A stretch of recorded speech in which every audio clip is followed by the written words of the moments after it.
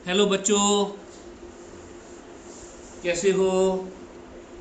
कैसी चल रही है पढ़ाई? आज हम शुरू करने जा रहे हैं लॉ ऑफ सुपरपोजिशन। जैसे ही हम कूलाम्स लॉ पढ़ते हैं, कूलाम्स लॉ में हमने क्या पढ़ा था? दो पॉइंट चार्जेस के बीच में फोर्स। फिर उसके बाद हमने क्या पढ़ा? उसका वेक्टर फॉर्म, क्योंकि फोर्स इज ए वेक्टर, तो हमने उसका वेक्टर फॉर्म पढ़ा। अब बात आती है कि मान लो कहीं पे दो चार्जेस से भी ज्यादा चार्जेस मौजूद हैं। यदि दो चार्ज से भी ज्यादा चार्ज मौजूद हैं, वहां प्रेजेंट हैं, तो फिर किसी एक चार्ज पर नेट फोर्स कितना होगा? क्योंकि हर एक चार्ज उस चार्ज पर फोर्स लगा रहा होगा, और यदि हर एक चार्ज, प्रत्येक चार्ज अगर उस चार्ज पर फोर्स लगा रहा है, तो नेट फोर्स डेफिनेटली हमें कैलकुलेट करना पड़ेगा और उसका कोई ना कोई मेथड डेवलप करना पड़ेगा। तो अभी तक सिर्फ दो चार्ज का फोर्स पढ़ रहे थे, तो बहुत आसान सा लग रहा था। कठिन ये भी नहीं है, लेकिन कैसे किया जाएगा और ऐसा ही क्यों होगा, यही समझना है। तो लॉ ऑफ सुपरपोजिशन, इसको लॉ क्यों बोला है? अगर लॉ है तो इसके पीछे कोई लॉजिक रहा होगा। लॉ ऑफ सुपरपोजिशन कहां पर एप्लीकेबल होता है? सबसे पहली बात, जहां पर, क्योंकि ग्रेविटेशन में भी लॉ ऑफ सुपरपोजिशन एप्लीकेबल हुआ था, इलेक्ट्रिक फील्ड में भी होगा, मैग्नेटिज्म में भी होगा, ठीक है।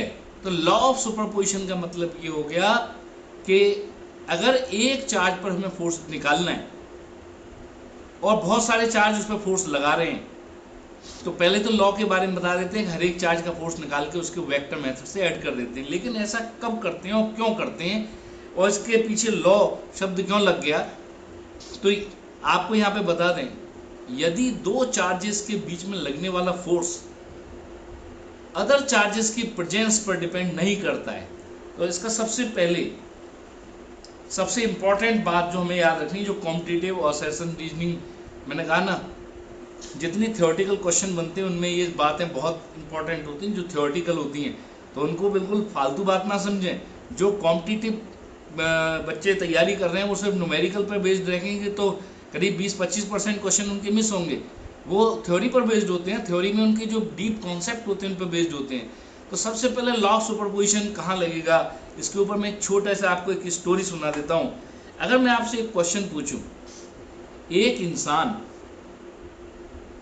एक दिन में किसी हॉल की, मतलब एक क्यूबिकल हॉल है जिसमें हमें फ्लोर को छोड़ के बाकी छत से लेके सब चीज़ पे हमें वो करवाना है, पेंट करवाना है। हमारे पास व्यवस्था ऐसी है कि हाइट और उससे कोई फर्क ना पड़े, हमारे पास व्यवस्था सब ऑटोमेटिक है।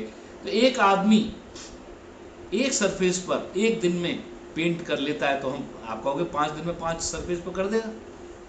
लेकिन अगर कोई, मैं आपसे कहूं कि नहीं साहब मुझे वो एक ही दिन में पूरा रूम करवाना है, तो आपका जवाब क्या होगा कि साहब 5 लोग लगा दो फिर उसी एफिशिएंसी के, तो क्या वो एक ही दिन में कर देगा?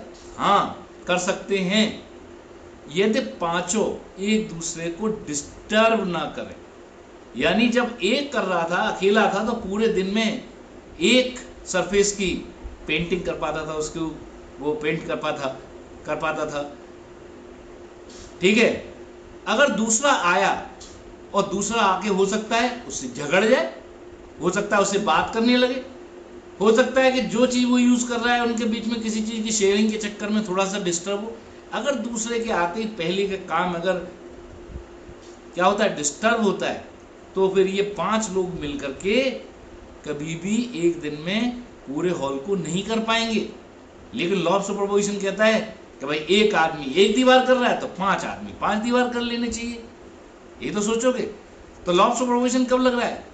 कर लेते अगर वो 5 आदमी एक दूसरे को कोई डिस्टरबेंस क्रिएट नहीं कर रहे होते, तो डेफिनेटली ऐसा ही होता। यानी लॉ ऑफ सुपरपोजिशन सिर्फ और सिर्फ तभी एप्लीकेबल है यहां पर भी कि दो पॉइंट चार्जेस के बीच में जो लगने वाला फोर्स है वो अदर चार्जेस की प्रेजेंस पर डिपेंड नहीं करता है। अगर वो डिपेंड कर जाता तो लॉ ऑफ सुपरपोजिशन होता ही नहीं, वहां एप्लीकेबल ही नहीं होता। तो सबसे पहली बात, अगर कहीं कोई कह रहा है लॉ ऑफ सुपरपोजिशन ने, तो it is applicable, it is applicable only if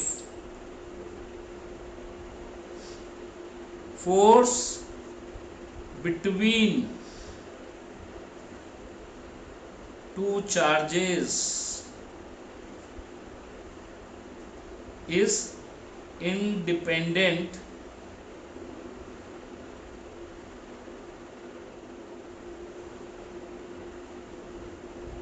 of the presence of other charges.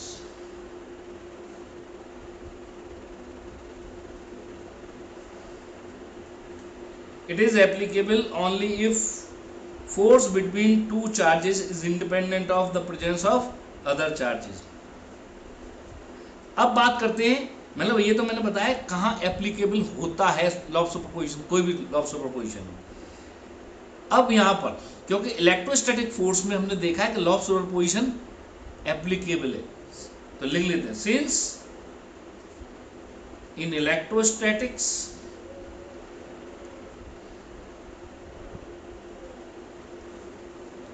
Law of superposition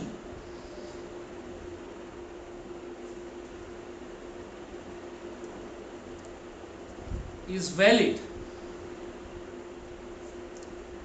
और ये कहां पर देखा हमने, कैसे देखा, एक्सपेरिमेंटली। Therefore, अब हम क्या कह सकते हैं, Therefore, ये एक कॉन्सेप्ट है, ये कॉन्सेप्ट की तरह यूज होता है। The electrostatic force between two point charges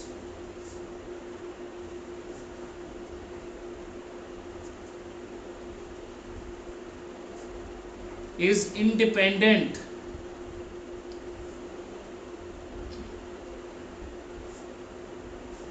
of presence of other charge। ये वाली बात बिल्कुल क्लियर हो गई। ये कॉन्सेप्ट है बहुत इंपॉर्टेंट, वेरी वेरी इंपॉर्टेंट। बहुत बार क्वेश्चन देखा है, चाहे जेईई मेंस हो, एडवांस हो, सीपीएमटी हो, पीएमटी हो, सीबीएसई पीएमटी रही हो, अब आप तो सबकी जगह क्या हो गया, एक नीट होने लगा। पहले AIEEE होता था, वो जेईई मेंस हो गया।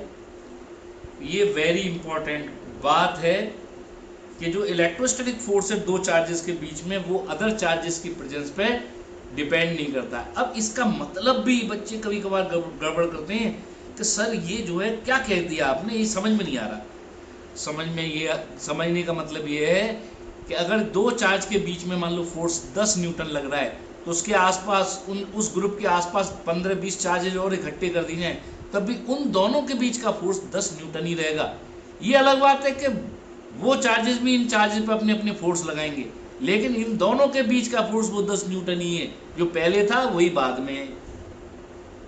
और जब ऐसा है तो फिर क्या होगा, अलग अलग जो फोर्सेज हैं उनको क्या करेंगे, वेक्टर सम करेंगे उनका, और यही हमें इसके लॉ में लिखना है।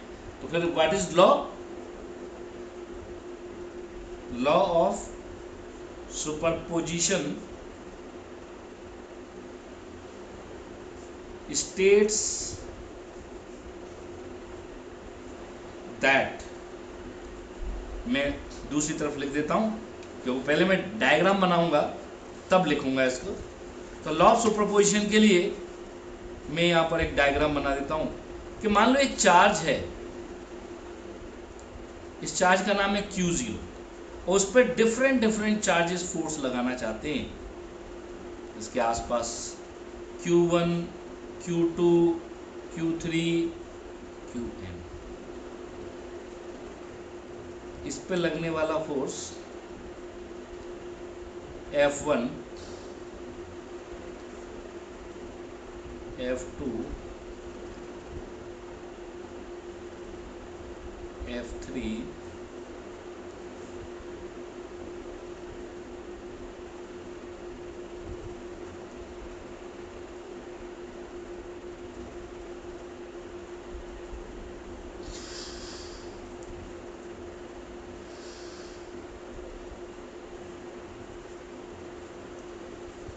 कहने का मतलब Q0 चार्ज पर, तो law of superposition states that, क्या स्टेट कर रहा है कि किसी चार्ज पर डिफरेंट डिफरेंट चार्जेस अलग अलग इंडिविजुअली, मतलब बाकी सब चार्ज हटा दें तो Q1 जितना फोर्स लगा रहा है, दैट इज F1। F1 क्या है? Force of Q1 on Q0 when other charges are absent। बाकी सब चार्जेस नहीं है तो फोर्स क्या है? F1। लेकिन और चार्ज रखने के बाद भी ये फोर्स क्या रहेगा? F1, क्योंकि हम बता चुके हैं कि उनके आने से कोई फर्क ही नहीं पड़ेगा। तो ये अकेला रख दिया जाए Q1 या सबके ग्रुप में रख दिया जाए Q1, इस पे F1 लगाएगा। ऐसे ही Q2 इन सबको हटा दें तब भी F2 फोर्स लगाएगा, ये रखिए तब भी F2 ही लगाएगा।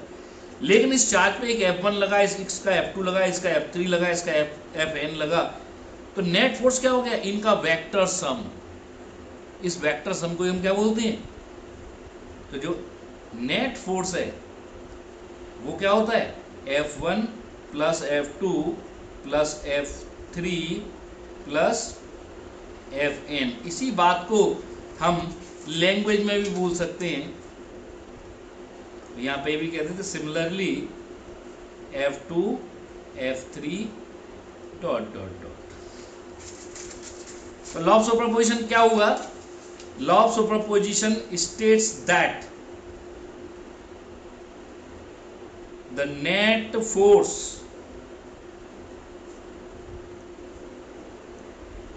on a point charge due to various point charges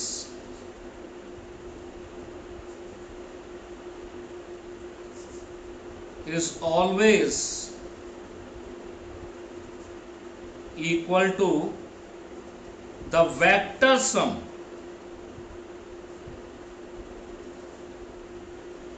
of forces produced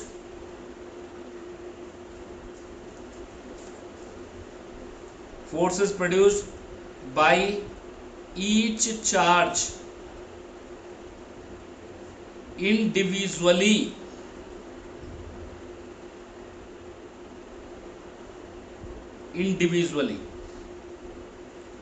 by each charge individually। मैं दोबारा यहां भी लिख देता हूं, ऊपर भी लिख देता हूं, by each charge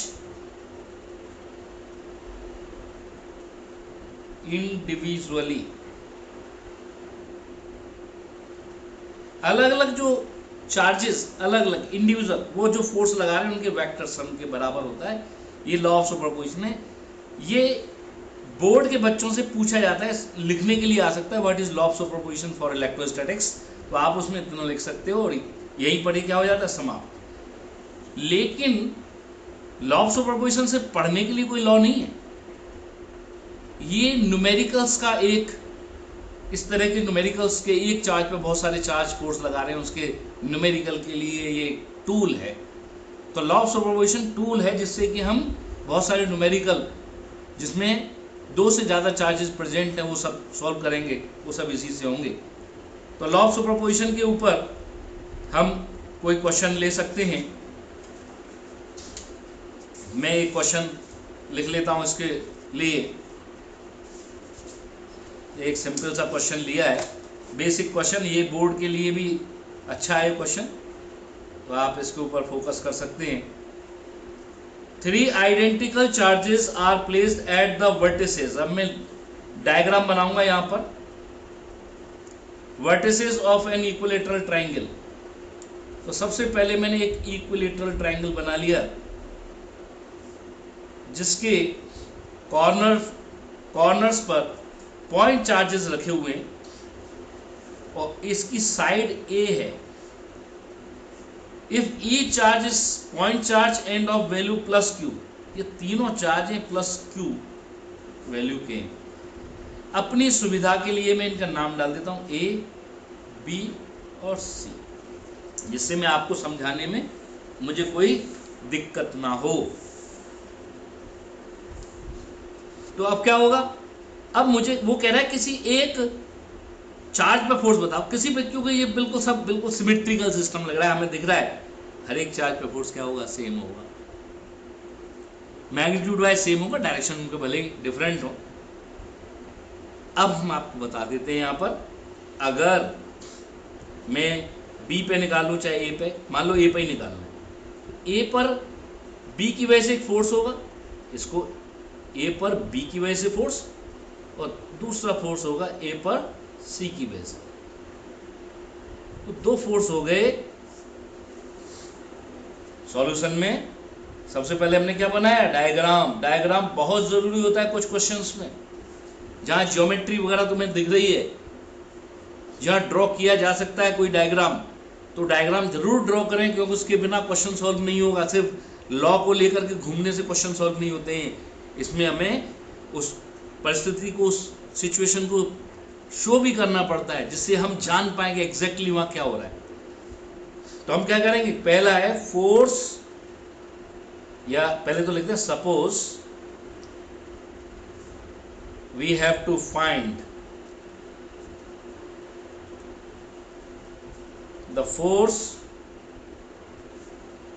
on A पर फोर्स निकालना। तो पहला है force on charge at A due to B, F A B.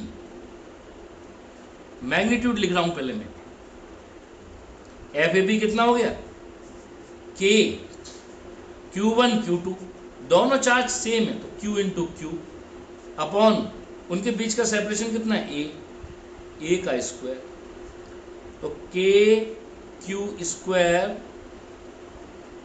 Upon A square, ये एफ ए बी हो गया। दूसरा क्या है, force on A due to C, C भी इस पर फोर्स लगा रहा है, तो एफ ए सी वो भी इतना ही आएगा, क्योंकि चार्ज सेम है, तो मैं डायरेक्ट लिख देता हूं इसको के Q square upon A square. दोनों फोर्स बराबर है, और ये एंगल चूंकि इक्विलेटरल ट्राइंगल का क्या होता है 60 डिग्री, तो ये एंगल भी कितना हो गया 60 degree.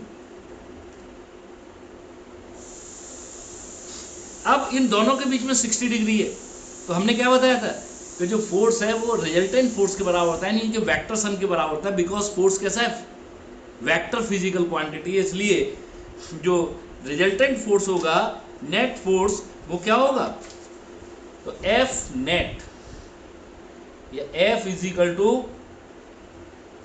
F A B plus F A C. तो मैग्नीट्यूड पूछा है, मैग्नीट्यूड ऑफ फोर्स क्या हो जाएगा, under root F A B का square plus F A C का square plus 2 F A B F A C cos of theta, और theta यहाँ कितना है 60 डिग्री, तो सीधा कॉस 60 लिखूंगा मैं, क्योंकि ये दोनों ही बराबर है,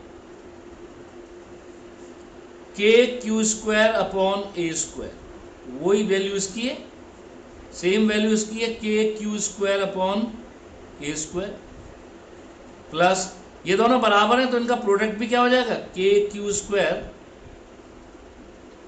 अपॉन ए स्क्वायर, स्क्वायर ही हो जाएगा। कॉस 60 कितना होता है 1/2, 2 से 2 कैंसिल हो गया। तीनों में से क्या कॉमन आ रहा है, रूट के अंदर के Q square upon A square का होल स्क्वायर कॉमन आ गया, और यहाँ पे क्या बचा 1 + 1 + 1। चलो एक स्टेप और बढ़ा देता हूँ समझाने के पॉइंट ऑफ व्यू से, इसमें से स्क्वायर में से एक चीज बाहर आ जाएगी, के क्यू बाई ए, के Q square by A square, ये बाहर आ जाएगा, होल स्क्वायर हट जाएगा रूट की वजह से, तो ये √3 रह जाएगा। तो ये नेट फोर्स का मैग्नीट्यूड हो गया। अब दूसरी चीज आती है डायरेक्शन।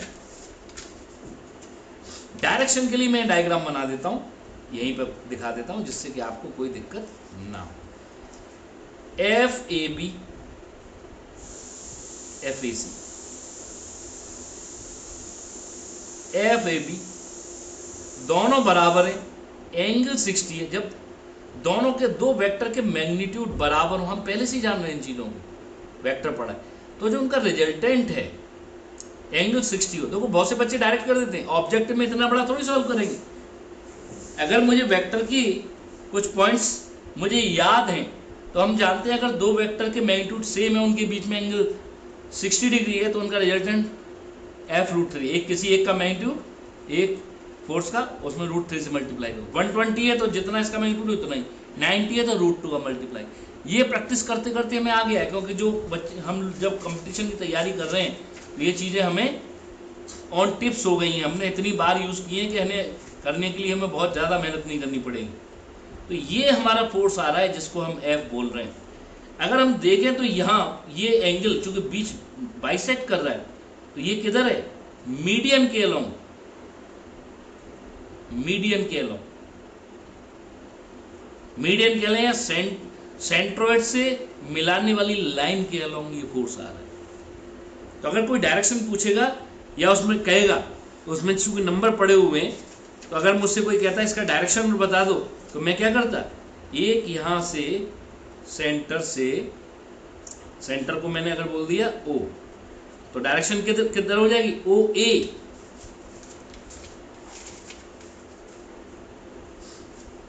along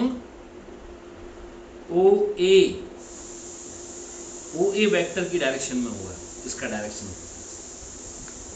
तो इस तरह से हम क्या करेंगे, इसका मैग्नीट्यूड और डायरेक्शन दोनों पता कर सकते हैं। तो ये क्या हो गया, ये हो गया इसका न्यूमेरिकल। तो ऐसे न्यूमेरिकल हम सॉल्व कर सकते हैं। चलो मैं एक न्यूमेरिकल और लिख देता हूं, थोड़ा सा बड़ा क्वेश्चन ले लेते हैं। चलो इसमें 3 चार्ज थे, मैं एक 4 चार्ज का ले लेता हूं जिससे कि ज़्यादा समझ में आए, क्योंकि इसके बाद हमें इक्विलिब्रियम भी पढ़ना है, वो भी काफ़ी इंपॉर्टेंट है। तो मैं 1-2 न्यूमेरिकल ले लेता हूं, ये न्यूमेरिकल काफ़ी इंपॉर्टेंट होते हैं। तो क्वेश्चन, नेक्स्ट क्वेश्चन लिख देता हूं मैं, question number 2। In the above question, मैं उसी क्वेश्चन को थोड़ा आगे बढ़ाता हूं।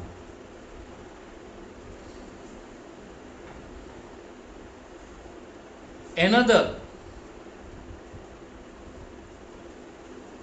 point charge capital Q is placed at the center of triangle। Triangle के सेंटर पे एक और चार्ज रख दिया,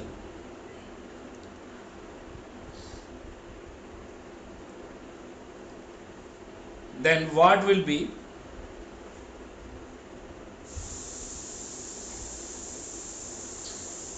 the net force on this charge। अब उसने क्या कहा कि वही क्वेश्चन है, उसी क्वेश्चन में मैं थोड़ा सा मॉडिफिकेशन कर देता हूं। 3 चार्ज तो मैंने दे ही रखे थे, Q Q Q, ये 3 चार्ज दे दिए थे मैंने। एक चार्ज सेंटर पे और रख दिया भाई, O बोल दिया, इसको नाम वही डाल देता हूं ABC। अब कह रहा है इस 4th चार्ज पर हमें बताइए कितना फोर्स होगा। तो मैं कुछ चीजों को बाद में इनकी वैल्यू रख देंगे हम। ये साइड A है, क्योंकि मुझे मालूम बड़ा सिमेट्रिक है, तो ये तीनों डिस्टेंस को मैं R एज्यूम कर सकता हूँ कि नहीं, मुझे मालूम है ये बराबर नहीं होते तो मैं कैलकुलेट करता। एंगल भी मैं जानता हूँ कि 30 डिग्री का एंगल है, ये भी 30 डिग्री का एंगल है, तो ये कितने का हो गया, 120। तो ये एंगल जो है 120 तो सबसे पहले सॉल्यूशन में थोड़ा सा इसको फास्ट इसलिए करूंगा क्योंकि अब कूलाम्स लॉ लगाने के लिए मुझे बहुत बारीकी से नहीं बताना पड़ेगा। अब इतने क्वेश्चन हो चुके हैं कि अब कूलाम्स लॉ अप्लाई करने में सिर्फ आपको दिख रहा है ये चार्ज Q है, ये कैपिटल Q है, 2 चार्ज है, बीच के डिस्टेंस क्या है R। तो हम कहेंगे force on O due to A, FOA। ठीक है, मैं यहां पर दिखा देता हूं, ये FOA है, ये B है, तो ये इधर फोर्स आएगा। मैं थोड़ा और बड़ा दिखा देता हूं जिससे मुझे बनाने में, इसका जो फोर्स है मैंने इधर दिखा दिया FOB। ऐसे C ने इस पर फोर्स लगाया, बड़े दिखा दिए जिससे आपको साफ दिखाई दे। 3 फोर्स हमें दिख रहे हैं, FOA, FOB और FOC। तो FOA का जो मैग्नीट्यूड है वो क्या होगा, KQQ, Q1 Q2 small q capital Q upon R square. अगर मैं कहूँ FOB, आप देख रहे हो सिमेट्री इतनी जबरदस्त है कि मुझे आपको समझाने की जरूरत नहीं, आप खुद ही समझ रहे हो, क्योंकि ये भी दोनों चार्ज वही है, डिस्टेंस भी आ रहा है, तो सेम रिजल्ट आना है। यही क्या हो जाएगा, FOC।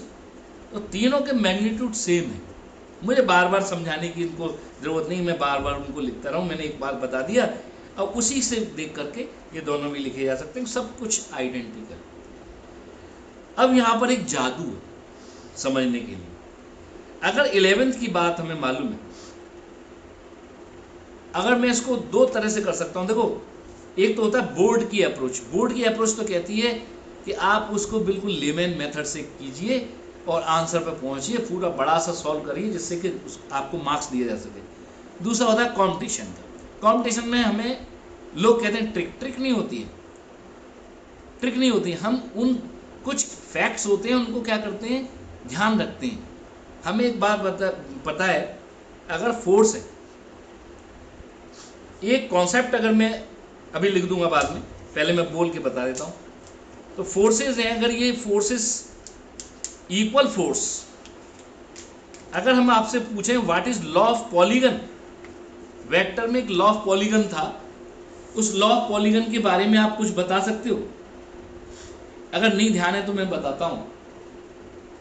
लॉ ऑफ पॉलीगन क्या कहता है, अगर n वेक्टर्स हैं और सबके मैग्नीट्यूड बराबर, ध्यान से सुनना, सबके मैग्नीट्यूड बराबर हैं और हर एक वेक्टर दूसरे वेक्टर से 2 पाई बाई n इतना एंगल बनाता है। कितना एंगल, 2 पाई बाई n, यानी 360 डिग्री बाई n एंगल बनाता है, तो उनका वेक्टर सम हमेशा 0 आएगा। It is called law of polygon.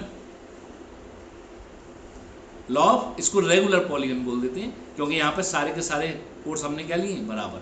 Law of polygon क्या होता है, अगर n वेक्टर्स हैं वो एक कंप्लीट पॉलीगन क्रिएट कर लेते हैं तो रिजल्टेंट क्या हो जाता है, 0। और रेगुलर पॉलीगन में क्या कहता है, अगर सबका मैग्नीट्यूड इक्वल है और 2 एडजेसेंट वेक्टर्स के बीच में हमेशा 2 पाई बाई n का एंगल बनता है तो भी उनका रिजल्टेंट, तो वो डेफिनेटली पॉलीगन कंप्लीट करेंगे और उनका रिजल्टेंट क्या होगा, 0। अब देखो यहां पर अगर मैं PMT का क्वेश्चन सॉल्व कर रहा हूं तो ये आंसर एक लाइन में आ गया। 3 वेक्टर हैं, from law of polygon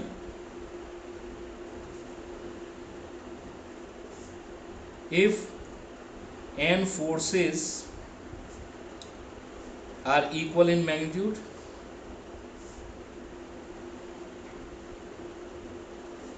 and makes angle 2 pi by n with adjacent force, then they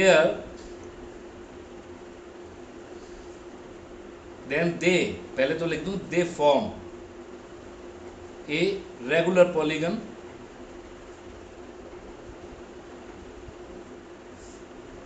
and their resultant must be 0। मान लिखना नहीं है आपको।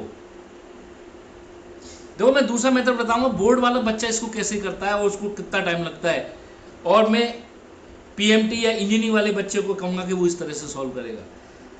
अब भाई यहाँ पर हम देख रहे हैं कितने फोर्स हैं, तीनों का मैग्नीट्यूड, यानी 2 बातें तो क्लियर हो गई, नंबर 3 है, 2 बात पता पड़ गई, और उनके जो है मैग्नीट्यूड सेम है, यानी n वेक्टर है, मैग्नीट्यूड सेम है। एंगल और जरा चेक कर लें, 2 पाई बाई n कितना होगा, 2 पाई बाई 3, क्योंकि 3 वेक्टर हैं तो 2 पाई बाई 3 कितना होगा, 2 पाई बाई 3 360 बाई 3 120 डिग्री।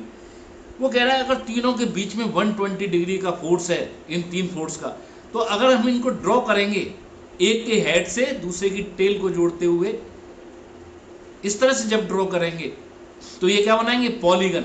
अब ध्यान रख लेना सबसे छोटा पॉलीगन क्या है, ट्राइंगल। 3 4 से ट्राइंगल बनेगा, नहीं समझ बात। और पॉलीगन फॉर्म होता है तो रिजल्टेंट क्या आता है, 0।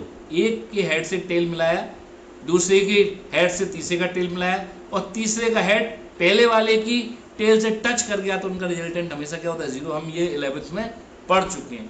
तो हम यहाँ देख रहे हैं कि यहाँ पर ये एंगल 120 120 आपने पहले निकाल लिया, 30 30 120, ठीक है। तो हम ये देख रहे हैं ये एंगल कितना है, 60, ये 60, इन दोनों के बीच में 120 एंगल है, इन दोनों के बीच में 120 और इन दोनों के, अगर तीनों के बीच में 120 एंगल है और ये भी कह रहा है यहाँ 120 है, तो इनका रिजल्टेंट क्या होना चाहिए, 0। तो मुझे अब यहाँ कोई क्लैरिफिकेशन या बहुत बड़ा एक्सप्लेनेशन देने की जरूरत नहीं है। मैं कहूँगा because 3 forces are equal and making 120 degree with each other, therefore their resultant must be 0 from law of polygon।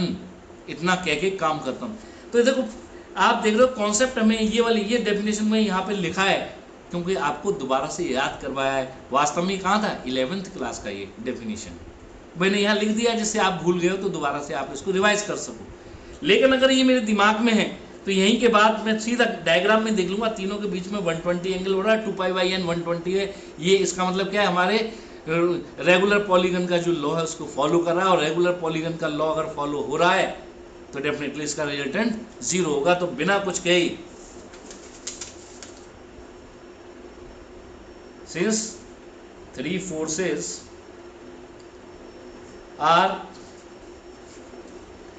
Forces are equal in magnitude and making 120 degree with each other, therefore net force will be 0।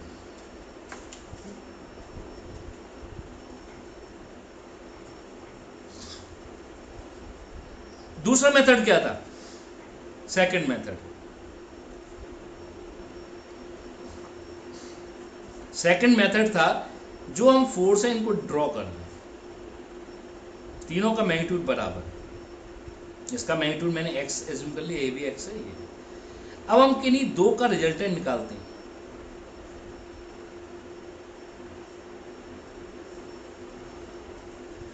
दो का resultant कैसे निकालेंगे, देखो ये x है, ये x है, ये x है, ये एंगल 120 डिग्री है, या मैं इनके नाम ही डाल देता हूं जिससे कि आपको दिक्कत ना हो। तो ये FOA था, ये FOB था, ये FOC। तो रिजल्टेंट ऑफ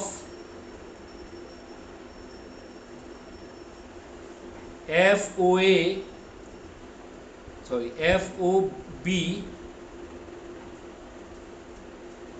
एंड FOC, इनका रिजल्टेंट क्या होगा, बीच में 120 का एंगल। आप जल्दी से लिख दोगे, मैग्नीट्यूड इनका x है, x² + x² + 2x × x × cos 120, यही लिखोगे। 120 कितना होता है, -1/2, x² + x² + 2x² × -1/2। सॉल्व करते ही क्या आ गया, x² + x² - x², सिर्फ x आया, यानी इन दोनों का रिजल्टेंट भी x आया। अब हमें दिख रहा है इन दोनों के रिजल्टेंट को हम FBC बोल देते हैं, B और C का रिजल्टेंट इसको FBC बोल देते हैं। FBC और FAO एक दूसरे के अपोजिट हैं और एक दूसरे को क्या कर रहे हैं, कैंसिल आउट कर रहे हैं। देयरफॉर रिजल्टेंट विल बी क्या होगा, 0। F मैं अगले पेज पे लिख देता हूं तो ज्यादा सही रहेगा।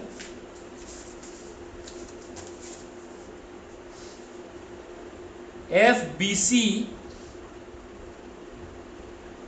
is opposite to FOA and equal and both are equal in magnitude, therefore resultant of these must be 0.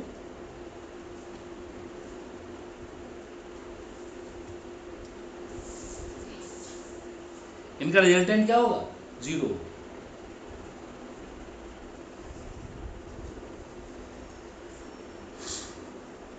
इस तरह से हो गया। चलो मैं एक क्वेश्चन और दे देता हूं।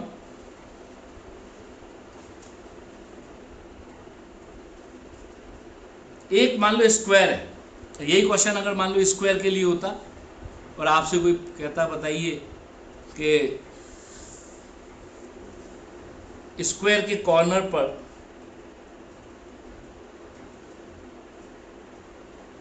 फोर चार्जेस रखें। ये सब बोर्ड के लिए हैं क्वेश्चंस, ये लॉन्ग क्वेश्चन है, ये ज्यादा मार्क्स का आएगा अगर आया तो। इस स्क्वायर की साइड बी है, तो अब मैंने क्वेश्चन लिख दिया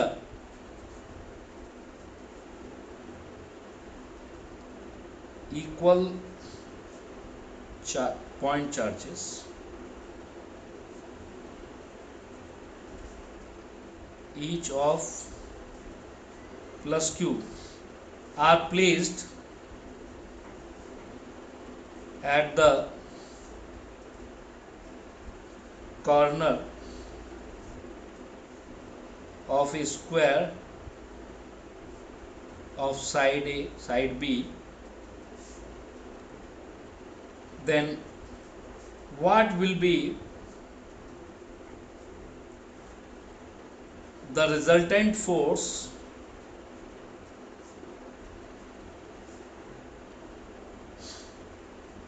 on any one of the charges?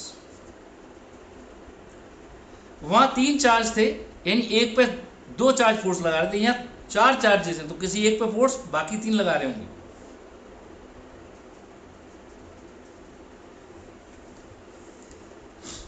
अब मान लो मैंने यही चार्ज पकड़ ली, मैं नामकरण कर देता हूं, जिससे इसको मैंने बोल दिया A, इसको B, इसको C, इसको D। साफ दिख रहा है, मैं फोर्सेस को थोड़ा बड़ा दिखाऊंगा। अब देखो ये थोड़ा दूर है, ये B√2 हो गया। ये पास है, पास वाला चार्ज ज्यादा बड़ा फोर्स लगा देगा, जो चार्ज तो सब इक्वल, ये वाला भी इतना ही बड़ा लगाएगा क्योंकि उतनी दूर है। ये थोड़ा दूर हो गया, थोड़ा सा छोटा फोर्स लगाएगा। इतनी अगर समझदारी से हम सोच के काम कर रहे हैं तो हमसे गलती होने की संभावना कम ही होती है, क्योंकि हमें अलर्ट है, हमें मालूम है हम किस फोर्स को बढ़ा, जो पास है। और देखो ये क्यू चार्ज है, ये भी चार्ज क्यू है, ये भी चार्ज क्यू है, क्यू डिस्टेंस भी, क्यू डिस्टेंस भी, तो ये दोनों फोर्स तो बराबर। ये क्यू चार्ज तो है, लेकिन डिस्टेंस B√2, डिस्टेंस बढ़ते ही चार्ज क्या हो जाता है? आधा, बिल्कुल मैग्नीट्यूड में इसका आधा ही होगा। ऐसे करके ये हमें 3 फोर्सेस, इनके नाम डाल देते हैं। ए पर D लगा रहा है, ए पर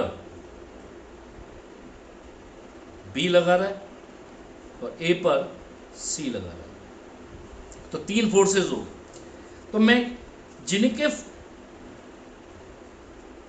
हर चीज को, हर एक बात जो है इस तरह से ही नहीं बताई कि बराबर बराबर मैं बार बार इसका लिखूं। अब ये वाली बात चूंकि पहले क्वेश्चन कर ली हमने, देखी इक्वल फोर्स, उनको बार बार लिखने का मतलब वेस्टेज ऑफ टाइम। तो हम जल्दी से देख लें। देखो इन दोनों चार्ज के मैग्नीट्यूड क्यू है, डिस्टेंस भी, इन दोनों का मैग्नीट्यूड क्यू है और डिस्टेंस भी, यानी ये दोनों फोर्स बराबर होंगे। तो मैं क्या करूं, FAB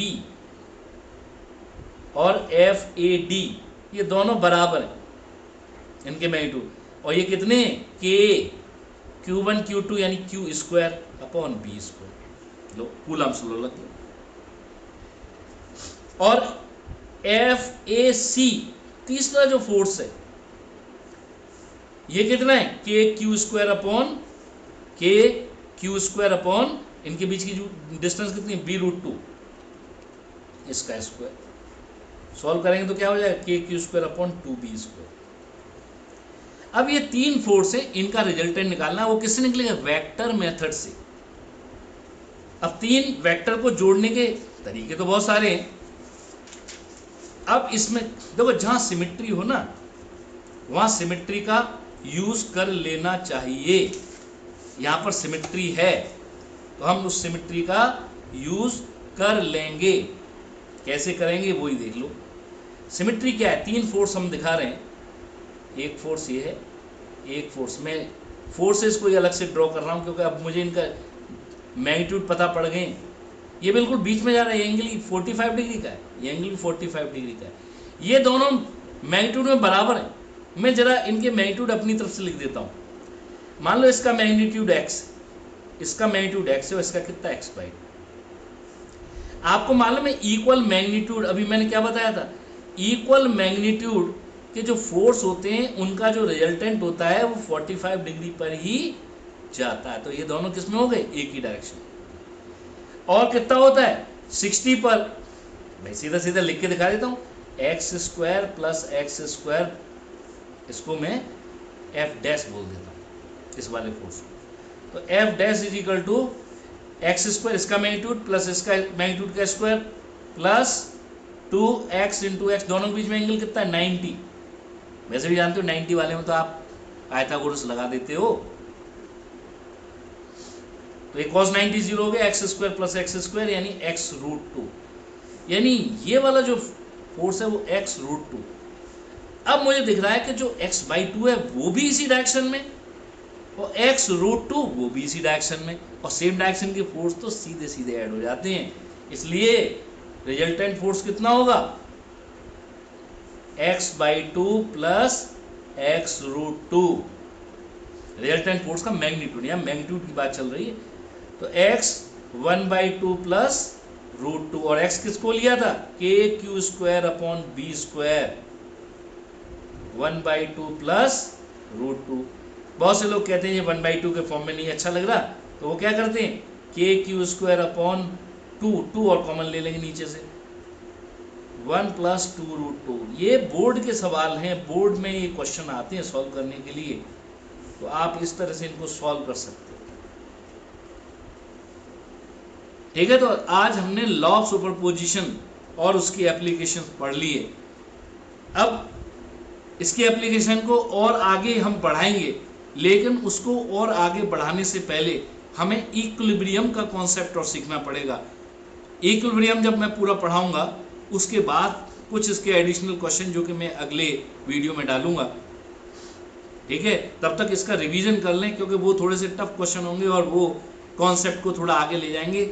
ये बिल्कुल बोर्ड लेवल का है, और जो मैं इक्विलिब्रियम वाली बात बता रहा हूँ वो क्वेश्चन वो उनमें वो भी उसमें कुछ क्वेश्चन बोर्ड के हैं। बोर्ड के अलावा वो नीट और जेई मेंस में भी आते हैं, वो दोनों में ही कॉमन है, board and NEET and JEE, तो उनको भी जरा फोकस करना है हमें। ठीक है, तो आज के लिए इतना काफ़ी है। Thank you very much. और अगर आपको ये वीडियो बहुत अच्छा लगा हो तो आप इस पर सब्सक्राइब करें, लाइक करें और बेल आइकन दबाएं, जिससे कि जैसे मैं वीडियो अपलोड करूं आपके पास उसकी सूचना पहुंच जाए। Thank you very much. Okay.